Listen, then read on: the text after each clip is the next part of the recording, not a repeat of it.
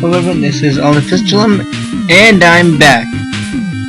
So now let's complete this circuit and finish things off with Circuit Man in terms of the primary 8.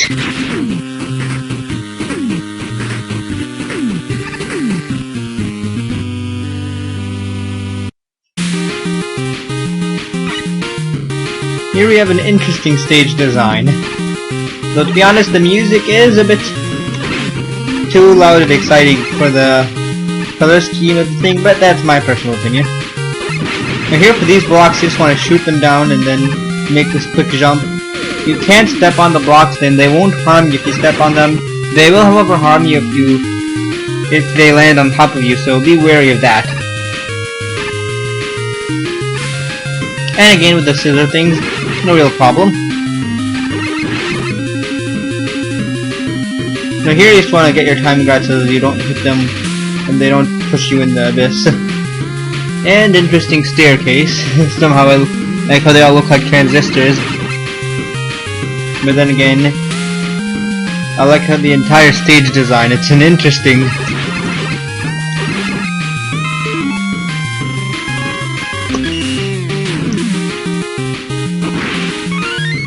Yay, eating! Yes, this stage is the one that has the most conveyor belts, and again, and there does get somewhat tricky with them.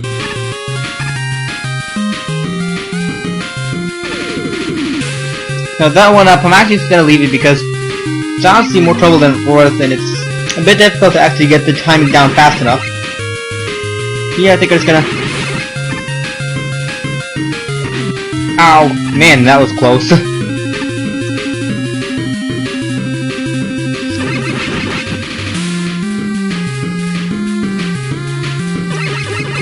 Yeah, it's gonna... Yep. That ceiling enemy is a bit too problematic. How did that... Man, that was super close. And then you have to respawn.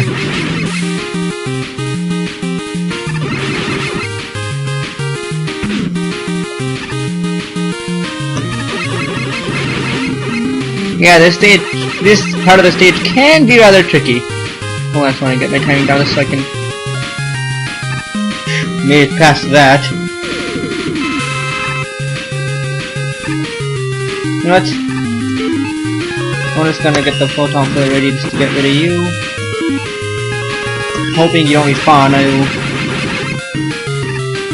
get this energy, thank you very much. Oh, thankfully you're not in as problematic of a place.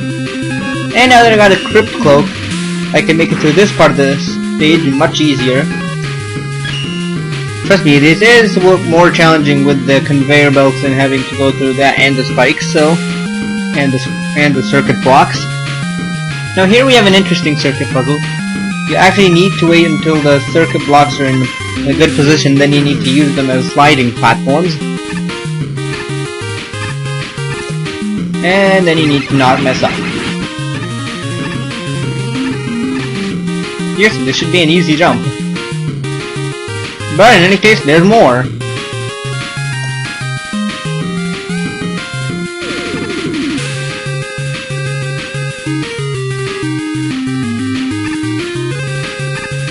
Near this one you need to wait until the first block falls. Oh wait, the third, and then the third block. Then you need to shoot this one down.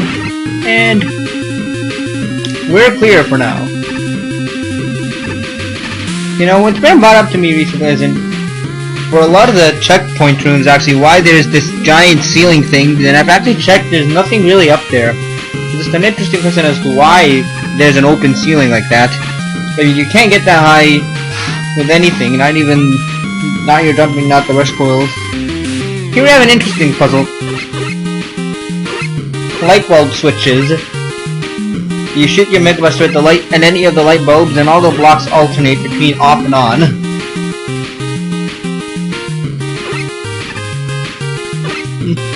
Note that there are some that are in the on position while others are in the off position and vice versa.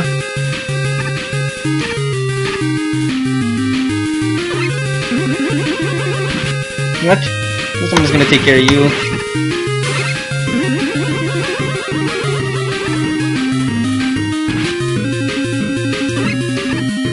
Yeah, that is a bit precarious.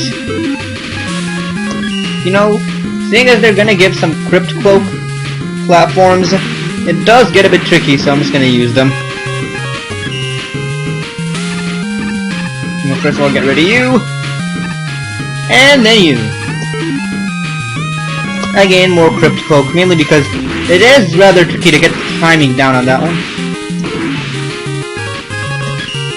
You know, I'm just gonna use Rush Coil. I'm not gonna risk it when I've already made it this far.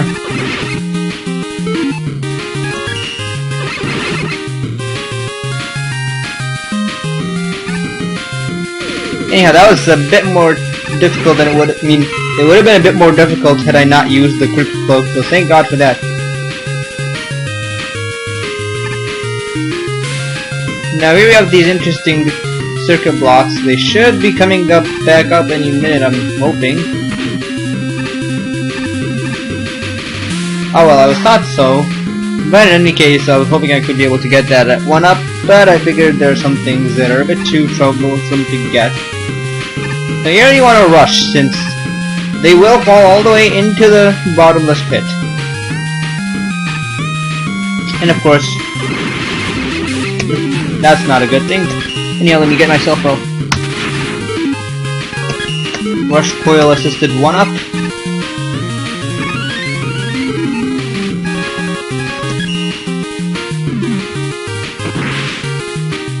And another E-Tank. Also note, those circuit enemies that fell down in those special down arrow lines, they only drop down once, so thankfully you don't have to worry about them respawning. And considering they're not the most annoying enemies, it's a wonder why they don't respawn but other enemies do respawn.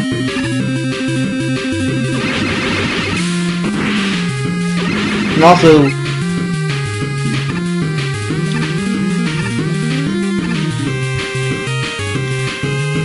also note, these things will detonate themselves after a while, the circuit going down enemies. But in any case, that's behind us. You know what, I'm using an E-Tank.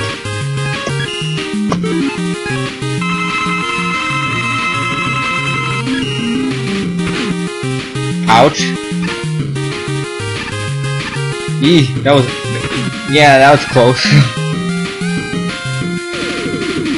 Now hopefully this could give me a clearer shot with a shot gauntlet. Thank you.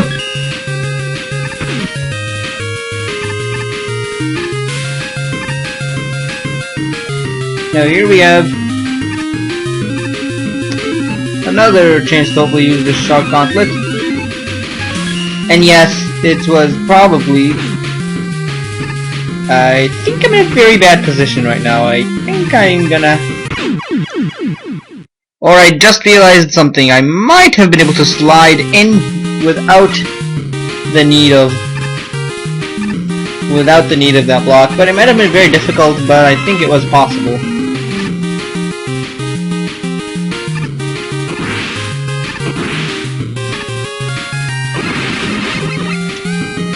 Come down.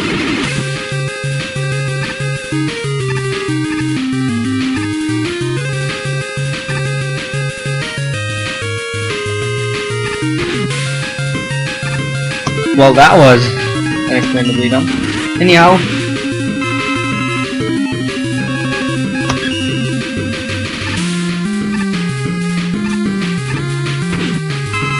Seriously meant to jump there. Yeah, that is a pretty tricky jump if you can manage it.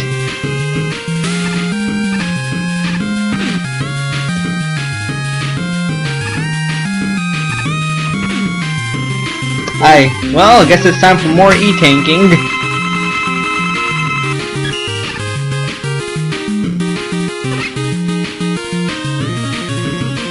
Yeah, you really want to turn that switch on immediately.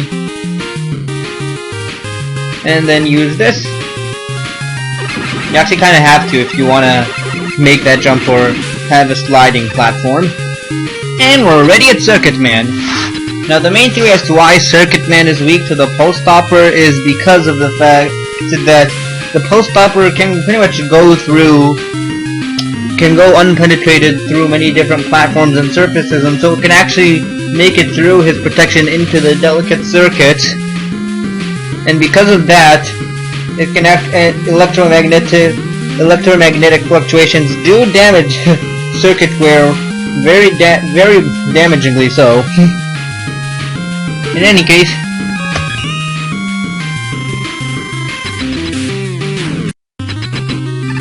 Circuit Man has two main attacks.